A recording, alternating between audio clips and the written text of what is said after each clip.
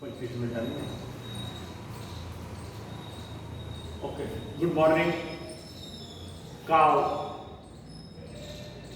Living words हा आपला 11वीचा chapter आपण बघितलं आणि त्या लिव्हिंग वर्ड्समध्ये जे काही सजीव आहेत त्या सजीवाबद्दलची इतिभूत माहिती आपण घेतली. त्या सजीवामध्ये प्राणी असतील, वनस्पती असतील, त्या प्राण्यामध्ये आपण म्युझियम बघितलं, प्राणी संग्रहालय बघितलं, बॉटनिकल गार्डन बघितलं, हार्बेरियम बघितलं. हार्बेरियम म्हणजे काय असतं हे सगळं आपण त्या लिव्हिंग वर्ड्समध्ये बघितलं. तर आज आपल्याला नवीन दुसरा चॅप्टर जो आहे तो सिस्टमॅटिक ऑफ लिव्हिंग ऑर्गॅनिझम्स. आता सिस्टमॅटिक म्हणजेच काय? सिस्टमॅटिक म्हणजे व्यवस्थितपणा. आता सिस्टमॅटिक म्हणजे study up to the kind and to the diversity of organism and their by comparative of evolutionary relationship. आता याच्यामध्ये आपल्याला पहिल्यांदा सिस्टमॅटिक बद्दलची आपण जी माहिती बघितलं, जी डेफिनेशन्स आपण बघितली की स्टडी ऑफ काइंड, एखाद्या पदार्थाचा, एखाद्या वस्तूचा जो अभ्यास करायचा आहे किंवा एखाद्या ऑर्गॅनिझमचा आपल्याला डायव्हर्सिटी ऑफ ऑर्गॅनिझमचा आपल्याला कंपॅरेटिव्हली अभ्यास करायचा आहे, त्याला आपण सिस्टमॅटिक म्हणतो. आता फॉर एक्झाम्पल आपल्याला टॅक्झॉनॉमी. आता टॅक्झॉनॉमी म्हणजे काय? तर टॅक्झॉनॉमी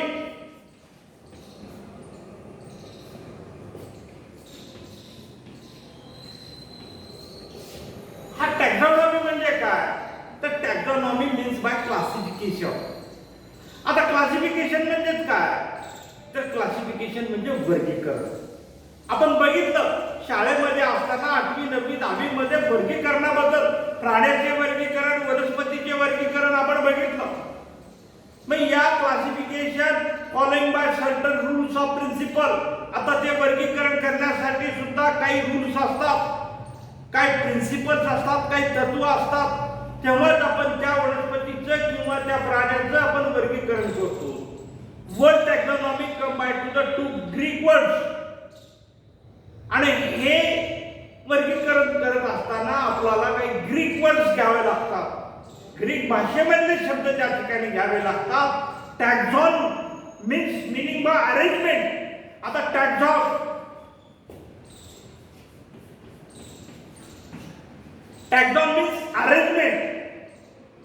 Arrangement means काय?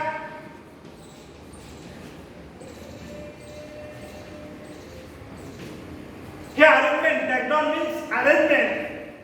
आणि norms.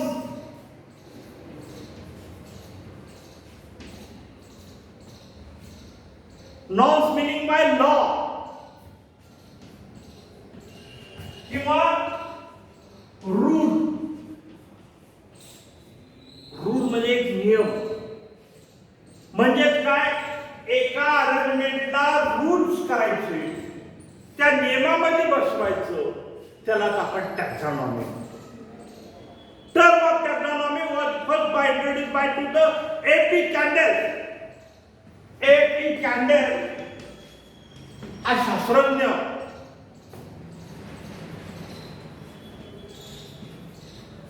A.P. कॅन्डेल हा स्वीट बॉटनिस्ट कधी होता? 1778 ते 1841 या इसवी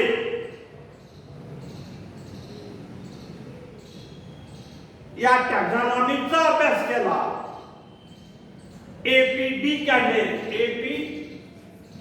कॅन्डेल या शास्त्रज्ञानं त्या टॅक्झॉनॉमीवर अभ्यास केला आणि त्या टॅक्झॉनॉमीचं वर्गीकरण कशा पद्धतीने करायचं आहे. आता टॅक्झॉनॉमीचं एक मीनिंग तुम्ही बघा. टॅक्झॉनॉमी अरेंजमेंट आणि नॉर्म्स मीन्स लॉ किंवा रूल. अरेंजमेंट करण्यासाठी एक पद्धत असते. आपण वर्गात बसण्यासाठी सुद्धा अरेंजमेंट प्रमाणे बसतो. एकामागे एका साईडला मुली असतात, एका साईडला मुलं असतात. ही एक सिस्टमॅटिक अरेंजमेंट झाली. किंवा आपण घरामध्ये सुद्धा एखाद्या किचनमध्ये, आपल्या किचनमध्ये सुद्धा काही साहित्य सिस्टमॅटिक पद्धतीने ठेवतो जे आपल्याला आवश्यक आहे, जे सतत लागणाऱ्या वस्तू आहेत ते आपण हाताच्या जवळ त्या ठिकाणी ठेवत आहोत. हे झालं आपण त्या ठिकाणी सिस्टमॅटिक अरेंजमेंट. किंवा एखाद्या घरी आपल्याकडे पाहुणे येणार आहेत तर त्या टायमाला सुद्धा त्या पाहुण्याचं सिस्टमॅटिक आपण पाहुणचार त्या ठिकाणी करत असतो. आल्यानंतर पाणी देणे, मग काय नाश्ता असेल, मग जेवण असेल, जे काही प्रक्रिया असेल, जे काही पद्धत असेल त्या पद्धतीनुसार आपण त्या ठिकाणी त्या पाहुण्याचं स्वागत करतो. हे अरेंजमेंट पद्धतीने त्या ठिकाणी. आता या ठिकाणी आपल्याला हे सगळं झाल्यानंतर आपल्याला काय बघायचं आहे? वर्गीकरण.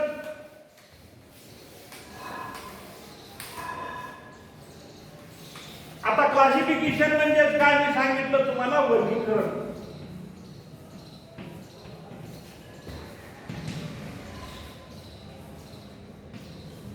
क्लासिफिकेशन म्हणजेच काय? शुद्ध मराठीमध्ये त्याला आपण वर्गीकरण. These arrangement of organisms, subgroup of organisms is a distinct by category wise according to the particularly as well as established plan. These classification is based on the similarity and dissimilarity among particular organisms. आता एक आपल्याला एक commonly उदाहरण classification आपण एक generally उदाहरण घेऊया. आपण मार्केटमध्ये गेलं, भाजी आणलं आणि ते भाजी एका पिशवीमध्ये घेऊन येतो आणि घरी आल्यानंतर मग आपली आई काय करते? त्या भाज्याचं वर्गीकरण करते. कसं करते? फळभाज्याची गट, पालेभाज्याची गट. पण हे जेव्हा आपण त्या फ्रीजमध्ये किंवा आपल्याला घरी ठेवायचं आहे त्या टायमामध्ये सुद्धा त्या भाज्याचे प्रकार बघून आपण त्या ठिकाणी त्या फ्रीजमध्ये तशा पण फळभाज्या नंतर करतात, पालेभाज्या लवकर करतात, कारण का पालेभाज्या खराब होतात. तशाच पद्धतीमध्ये फळं घेऊन आला आपण मार्केटमधून तर ते फळं सुद्धा जास्त दिवस टिकणारे फळं एका चेंबरमध्ये, लवकर खराब होणारे फळं एका चेंबरमध्ये. हे जे वर्गीकरण, ह्यालाच आपण काय म्हणतो? वर्गीकरण. किंवा आपण वर्गामध्ये एक 50-100 मुलं वर्गामध्ये बसतात तर त्या मुलाचं वर्गीकरण करायचं आपल्याला. तर ते वर्गीकरण करत असताना मग आपण त्या वर्गाचं स्टुडंटचं वर्गीकरण करतो किंवा वर्गाचं वर्गीकरण करतो.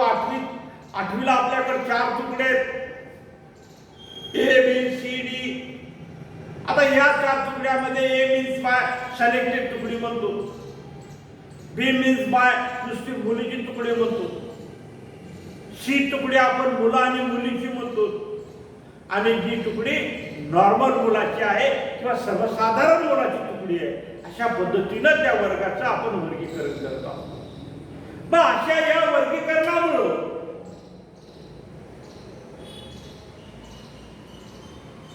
त्या सीडची, त्या वनस्पतीची, त्या प्राण्याची वर्गवारिता, मराठीमध्ये त्याला आपण वर्गवारिता, वर्गीकरण मीन्स वर्गवारिता,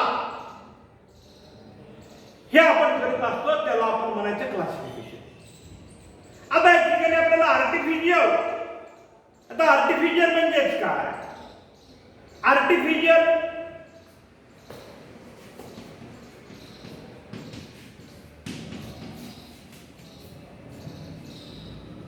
आता आर्टिफिशियल म्हणजेच काय? आर्टिफिशियल म्हणजे कृत्रिम. कृत्रिम म्हणजेच काय? जे हातानं बनवलेलं आहे त्याला आपण कृत्रिम म्हणतो. 2 प्रकार आपल्याला, नॅचरल आणि आर्टिफिशियल. नॅचरल मीन्स नैसर्गिक आणि आर्टिफिशियल मीन्स कृत्रिम. मग दिस classification that based on to the few easily observable and non-evolutionary features such as habit, color, form, by to the obtained by irrespective their affinity, relationship of other organism by linear systematic classification. म्हणजे आपण कधी काय करतो? Colour म्हणून त्याचं वर्गीकरण करतो. आपण आंबे आणलेले असतात, त्या आंब्याचं वर्गीकरण करत असताना काय करतो? पिवळे झालेले आंबे एका बाजूला, हिरवे झालेले आंबे एका बाजूला. परंतु त्याच्या गुणात्मक जर बघितला, नैसर्गिक जर बघितला आपण, तर पिवळे झालेले आंबे आपल्याला आंबट लागतात, हिरवे झालेले आंबे आपल्याला गोड लागतात. हे गोड जे आहे हे नॅचरली त्या ठिकाणी आलं, नैसर्गिक त्या ठिकाणी आलं. आणि हे नॅचरल आर्टिफिशियल आणि natural classification is which based on to the objectively significant rather being by selected by convenience like by artificial system by classification and Benthamian and Hooker system of classification. एक दोन शास्त्रज्ञ होऊन गेले, बेंथॅमिन आणि Hooker. हे आपल्याला next पिरियडला बघायचं आहे. बेंथॅमिन आणि हुकरनं एका वनस्पतीचं, प्राण्याचं, जेवढे काही प्राणी असतील, जेवढ्या काही वनस्पती असतील त्याचं वर्गीकरण करून दिलेलं आहे. आणि त्या वर्गीकरणानुसार आपली हे बायोलॉजी चालू आहे. मग या ठिकाणी आपल्याला फायलोजेनिक, आता फायलोजेनेटिक म्हणजेच काय? दी क्लासिफिकेशन बेन कॉमन किंवा इव्हॉल्युटरी डिसाइड अँगुलर अँड पेरनॉट classification the system by classification to term of taxon and category. Taxon and category, category means दर्जा. Category means darja. Category are obtained by each category is referred by to the unit of classification. In fact, by to the represent bound to the rank by to the commonly term by to the taxon. आता three dominance life, तीन प्रकारचे जीवन आपल्याला बघता येतात. Believe that by to the life of originated by to the earth. या प्रथमी तलावर very simple form by to the constant struggle. काही लोक स्ट्रगल करतात. स्ट्रगल मराठीमध्ये त्याला आपण संघर्ष म्हणतो. Early living by to the give right more and more perfect from by to the life. This struggle and progress by evolution of lead by formation by by to diverse life up to the corpus by to the 1919 proposed by to the dominoes from life by to the classification life from by to the day are archaea, bacteria, eubacteria, dominant and unit by larger by to the kingdom by the system of to the classification. मग या ठिकाणी आपल्याला एक प्रकारचा kingdom तयार झाला. हे सगळं करत असताना जे बॅक्टेरिया असतील, जे व्हायरसेस असतील, ज्या वनस्पती असतील, ज्या प्राणी असतील, ह्याचं आपल्याला पूर्ण या पृथ्वी तलावर वर्गीकरण करायचं आहे. आणि ते वर्गीकरण करत असताना आपल्याला पहिल्यांदा त्याचा किंगडम आपण लावतो. आणि बॅक्टेरिया आणि आर्किया बोथ हॅव बाय प्रोकॅरियोटिक. आता परत आपल्याला एक लक्षात आलं, प्रोकॅरियोटिक म्हणजे काय?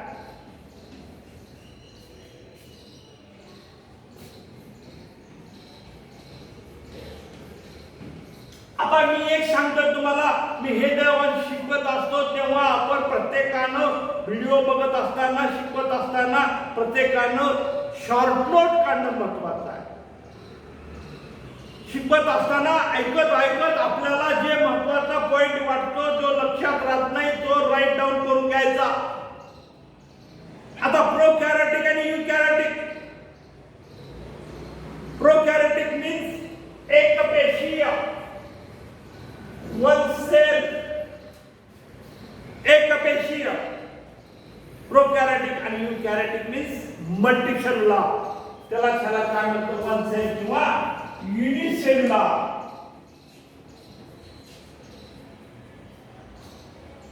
हे झालं आपलं प्रोकॅरियोटिक.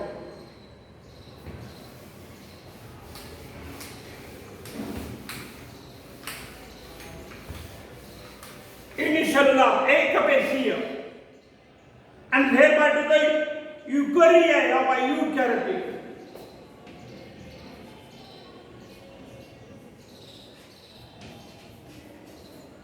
Eukaryotic means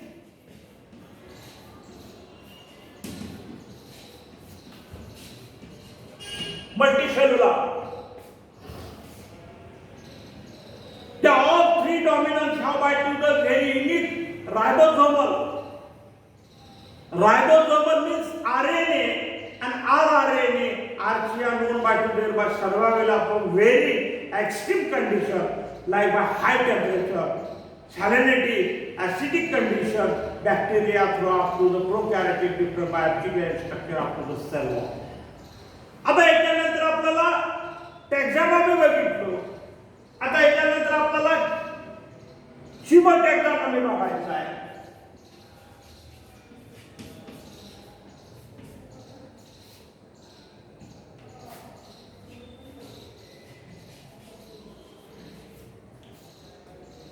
हे ह्यूमन टॅक्सॉनॉमी म्हणजे काय? The method of biological classification, जेव्हा जीवशास्त्राचे वर्गीकरण करायचं आहे based on to the similarity and different, त्याच्या लहानातले लहान पॉइंट, डिफरन्स काय आहे, स्ट्रक्चर काय त्याचं, certain by compound characters among by organism being by classified into short into the classification based on to the chemical constitution. Chemical constitution म्हणजे याच्यामध्ये रासायनिक पदार्थ आहे किंवा रासायनिक गुणधर्म त्याच्यामध्ये आहे. Chemical constitution organism, example by archaea, cell wall by without peptidoglycan प्रक्रिया by to the peptidoglycan by to the amount by कॅरिडिया, फंजाई हा बाय चिटनस सेल, जो फंजा आहे ज्याला आपण बुरशी म्हणतो, फंजा मीन्स बुरशी, चिटनस सेल वॉल, त्या बुरशीच्या cell wall plant have by cellulosic cell wall. हे ज्याला आपण काय म्हणतो, ज्याच्यामध्ये रासायनिक कॉन्स्टिट्यूट गुणधर्म आहे त्याला आपण चिमोटॅक्सॉनॉमी. आता न्यूमेरिकल टॅक्सॉनॉमी म्हणजे काय? Numerical taxonomy the systematic system based on to the quantification of character, त्याच्यामधले जे गुणधर्म आहे develop from to the algorithms classification basic aims of taxonomy and create by taxonomy using by numerous algorithms like by cluster analysis rather than by using by subjective evaluation of their by competency system proposed by to the scale and seen by to the 196.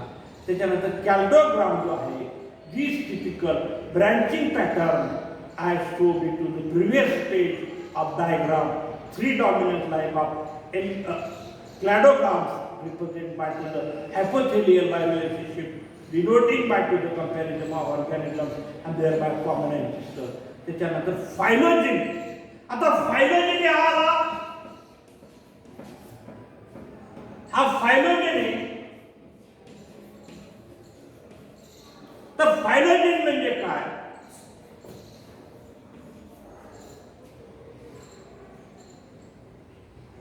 फायलोजेनी evolutionary relationship of organisms, relationship organism of important tools in classification. It takes into the account not merely they are morphologically म्हणजे बाह्य गुणधर्म असलेले stated that by to the relationship जे संबंध आहेत one group of organism by other group of life, these system help of understanding to the evolution. Evolution म्हणजे उत्क्रांती होणे, उत्कर्ष होणे, and also be focused by to the similarity, thereby to the metabolic functioning. जे चयापचयी क्रिया त्याच्यामध्ये होत असते, whose three dominant concept as well as Whittaker 5 kingdoms and Whittaker या शास्त्रज्ञानं जे 5 kingdoms त्या ठिकाणी दिलेले आहेत, system of to the very good example by phylogenetic relationship. आता याच्यानंतर आपल्याला डीएनए ब्रॉडकास्टिंग, डीएनए बारकोडिंग मध्ये काय होतं? डीएनए म्हणजे काय? डीऑक्सिरायबोज न्यूक्लिक ऍसिड, डीऑक्सिरायबोज न्यूक्लिक ऍसिड त्याला आपण डीएनए म्हणतो. डीएनए आणि आरएनए तुम्ही बघितलेला असेल, हा आरएनए आणि हा डीएनए, हा रायबोज न्यूक्लिक ऍसिड आणि डी रायबोज न्यूक्लिक ऍसिड, हे दोन प्रकारचे आपल्या शरीरामध्ये रक्तामध्ये डीएनए आणि आरएनए असतात. And barcoding new method of to identify to the any species of to the DNA sequence and any tissue sample of to the organism under microscopy. आता एक कॉमनली आलं या विज्ञानामध्ये डीएनए टेस्ट करा म्हणतो आपण. म्हणजे हे मूळ ह्याचं आहे का, हे फळ या झाडाचं आहे का, त्याच्या डीएनए वरून आपल्याला लक्षात येतं. म्हणजे त्याला आपण डीएनए बारकोडिंग म्हणतो. Help of to the study of newly identified species as well as understanding ecologically oriented relationship between while living being by process by DNA. Barcoding including by two basic steps of collecting DNA barcoding that are known by species and matching of barcoding. Matching म्हणजे एकमेकाला मिळतं जुळतं असलेलं sequence आणि by to the unknown sample barcoding, library and identification, and DNA barcoding has many applications of few of maintenance, protection of guarded by species of preservation and natural resources of pest control of agricultural identified disease, vector and authentic by to the natural health product by to identify and medicinal plant. आणि हे सगळं झाल्यानंतर आपल्याला टॅक्झॉनॉमिक कॅटेगरीमध्ये त्याला बघायचं आहे. टॅक्झॉनॉमिक category म्हणजे टॅक्झॉन आपण बघितलं. टॅक्झॉन म्हणजे काय? ग्रीक भाषेमध्ये आपण meaning by to the arrangement.